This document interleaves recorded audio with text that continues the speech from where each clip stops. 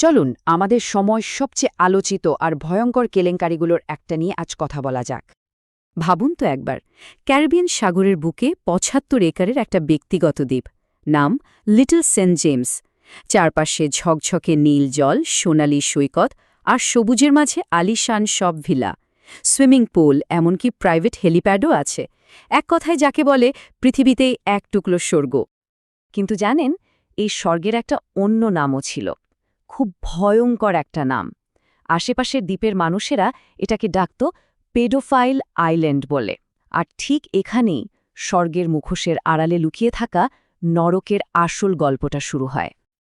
তো চলুন গল্পের প্রথম পর্বে ঢোকা যাক, সেই রহস্যের দ্বীপে।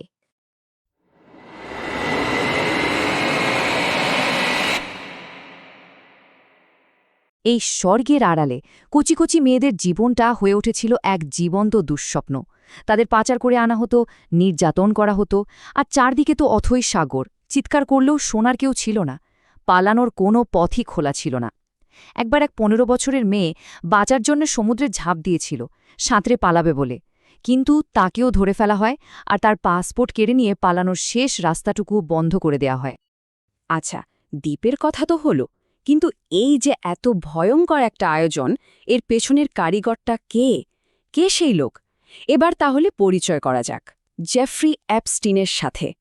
মানে অ্যাপস্টিনের এই যে উঠে আসার গল্পটা, এটা যে কোনো থ্রিলার সিনেমার থেকেও বেশি অজীব ভাবা যায়। একজন সাধারণ স্কুলের গণিতের টিচার হুট করে ওয়াল স্ট্রিটের সবচেয়ে ক্ষমতাধর লোকেদের একজন হয়ে গেল। কি এমন জাদু জানত সে যে দুনিয়ার বিলিয়নাররা তার হাতে বিলিয়ন বিলিয়ন ডলার তুলে দিত? এই প্রশ্নগুলোর উত্তর কিন্তু আজও ঠিকঠাক পাওয়া যায়নি। এই যে নামগুলো দেখছেন, এগুলো কিন্তু শুধু একটা লিস্ট না, এটাই ছিল জেফ্রি অ্যাপস্টিনের আসল বর্ম। ব্রিটিশ রাজপরিবার থেকে শুরু করে আমেরিকার সাবেক প্রেসিডেন্ট, দুনিয়ার সেরা বিজ্ঞানী, এমনকি পপ কালচারের আইকন পর্যন্ত সবাই ছিল তার চেনাজানার বৃত্তে।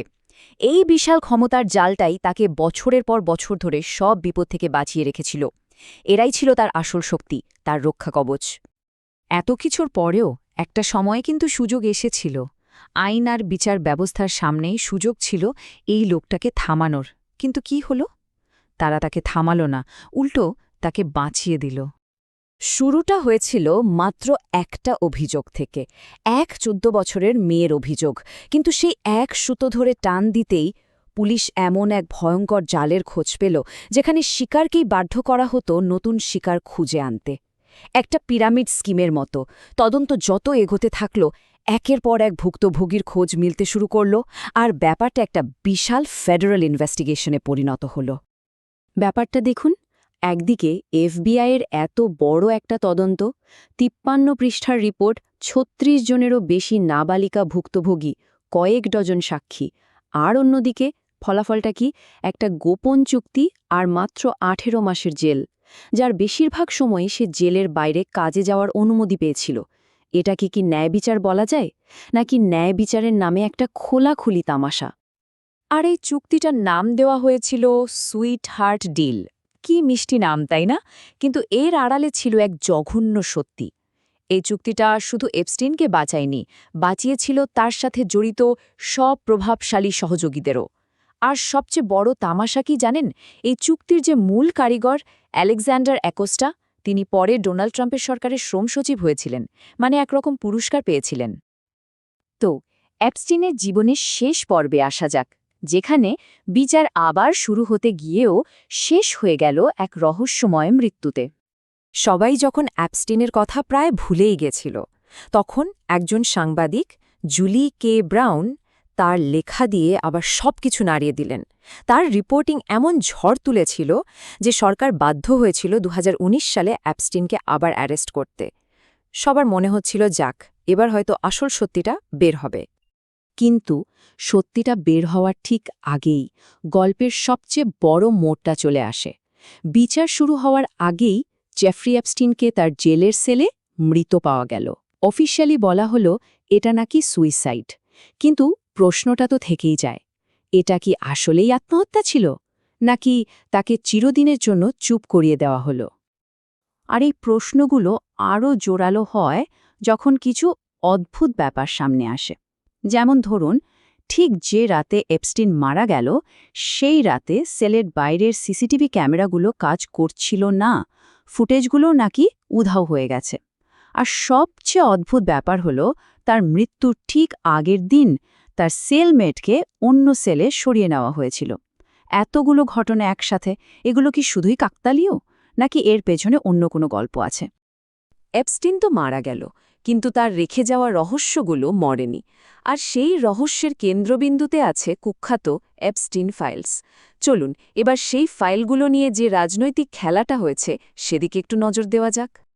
এই ফাইলগুলো নিয়ে যে কি পরিমাণ রাজনীতি হয়েছে, যেমন ধরুন ডোনাল্ড ট্রাম্প বিরোধী দলে থাকার সময় উনি বড় গলায় বলেছিলেন সব ফাইল প্রকাশ করে দেবেন, কিন্তু ক্ষমতায় আসার পর উনি আবার বলতে শুরু করলেন, আরে এসব ফাইলের কোনো অস্তিত্বই নেই, সব ডেমোক্র্যাটদের বানানো গল্প। ক্ষমতার খেলাটা আসলেই অদ্ভুত, তাই না? অবশেষে অনেক চাপের মুখে যখন কিছু ফাইল প্রকাশ করা হলো, তখন দেখা গেল পুরো অন্য এক ছবি। যে ট্রাম্প ডেমোক্র্যাটদের দোষ দিচ্ছিলেন, সেই ফাইলগুলোতেই তার নাম পাওয়া গেল ৬০০ বারেরও বেশি। শুধু নামই না, বেশ কিছু গুরুত্বপূর্ণ অভিযোগও ছিল। যদিও বেশিরভাগ ফাইলের গুরুত্বপূর্ণ অংশগুলো কালো কালি দিয়ে ঢেকে দেওয়া হয়েছিল, যাতে আসল নামগুলো বা তারিখগুলো কেউ জানতে না পারে। আর সবচেয়ে শকিং ব্যাপার হলো, এই সংখ্যাটা ১০ লাখের বেশি। চিন্তা করা যায়, এতগুলো ডকুমেন্ট এখনও বিচার বিভাগের কাছে তালাবদ্ধ অবস্থায় পড়ে আছে, এখনও প্রকাশ করা হয়নি। ভাবুন তো একবার, ওই ফাইলগুলোর ভেতরে আরও কত গোপন সত্যি, আরও কত বড় বড় নাম লুকিয়ে আছে। আর এই প্রশ্নটাতেই আজকের আলোচনাটা শেষ করা যাক। যে ফাইলগুলো আজও সিল করা আছে, সেগুলোতে আসলে কাদেরকে বাঁচানোর চেষ্টা চলছে?